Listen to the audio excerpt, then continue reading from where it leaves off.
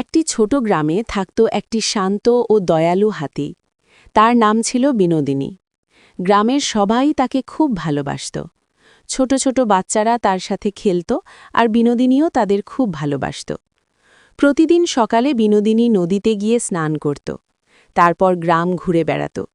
কেউ কলা দিত, কেউ নারকেল দিত। বিনোদিনী সব সময় শান্ত ছিল এবং কাউকে কখনো কষ্ট দিত না। একদিন গ্রামের কাছে জঙ্গলে আগুন লাগে। সবাই খুব ভয় পেয়ে যায়। আগুন ধীরে ধীরে গ্রামের দিকে এগিয়ে আসছিল। তখন বিনোদিনী সাহস করে নদী থেকে বারবার পানি তুলে আগুনের দিকে ছিটাতে লাগল। গ্রামের মানুষও চেষ্টা করছিল, কিন্তু আগুন খুব বড় ছিল। বিনোদিনী অনেকক্ষণ ধরে সবাইকে বাঁচানোর চেষ্টা করল। অবশেষে আগুন কিছুটা কমে গেল এবং গ্রাম বেঁচে গেল।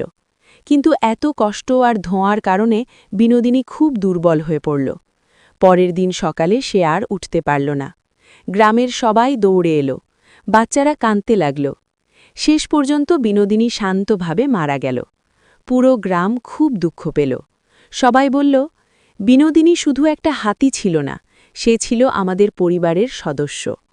গ্রামের মানুষ তার স্মৃতিতে নদীর পাশে একটি ছোট স্মৃতিস্তম্ভ বানালো।